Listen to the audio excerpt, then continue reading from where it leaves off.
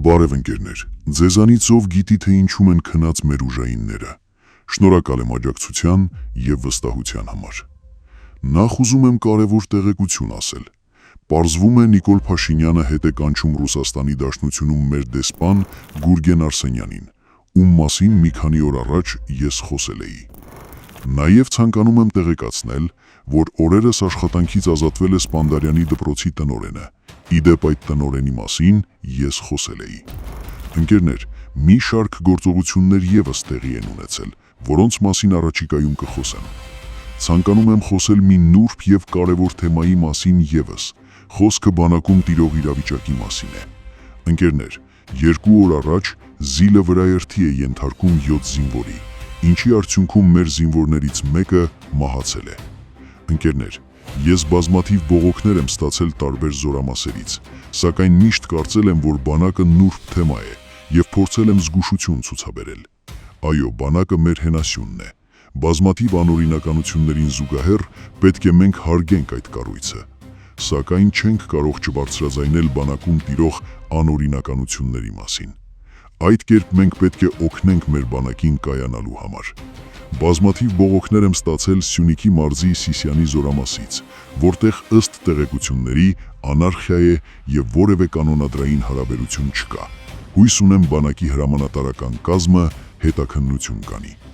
Զինվորների ծնողներին էլ հորդորում եմ, որպեսզի իրենց երեխաներին հավելյալ շատ գումարներ չուղարկեն։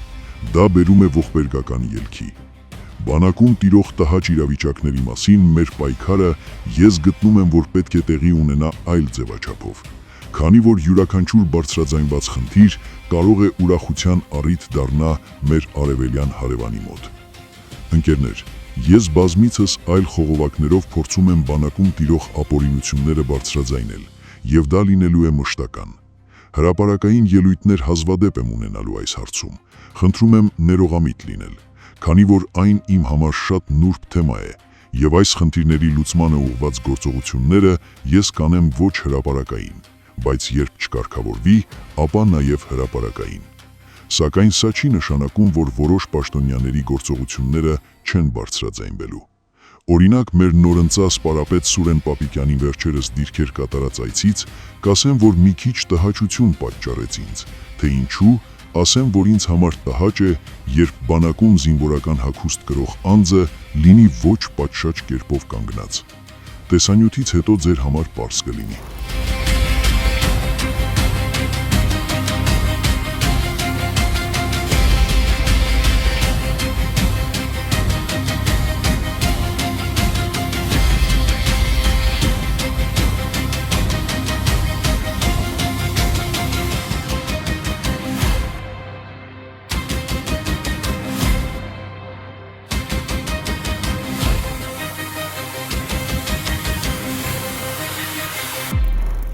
Ընկերներ, քննչականից այ կարելի է բազում թեմաներից խոսել։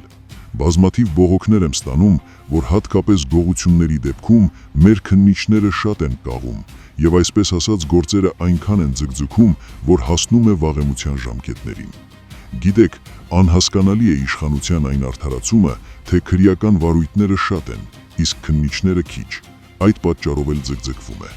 Իսկ այդ ընթացքում հարկ վճարող քաղաքացին տարիներ շարունակ զրկված է լինում իր ապրուստից։ Քննչականի ղեկավարությանը հորդորում եմ, որպեսզի զբաղվի Շենգավիթի բաժնի քննիչ Սերգեյ Հովանիսյանով, քանի որ տեղեկություններ եմ ստացել այն մասին, որ արհեստականորեն ձգձգում է գործը։ Դեռևս չեմ մանրամասնում, թե որ գործի մասին է, բայց կասեմ, որ խոսքը գողության մասին է։ Սիրելի հայրենակիցներ, հաշվի առնելով ամառային տրամադրությունները, բազմաթիվ հետաքրքիր բացահայտումները թողնում եմ առաջիկա օրերին։ Հարգելի արդիկ համայնքի բնակիչներ, քանի որ ձեր նամակները շատ են, առաջիկա օրերին բոլոր հարցերը մեկ տեսանյութով կբարձրաձայնենք։ Սպասվելու է ահագին հատուկ թողարկում։ Խնդրում եմ բաժանորդագրվել եւ տարածել տեսանյութերը։ Այդ կերպ բարձրաձայնված հարցերը լուծումներ կստանան։ Պատրաստվի նաեւ Աբոյանի համայնքապետը։ Ահագին հետաքրքիր զարգացումներ են սպասվում։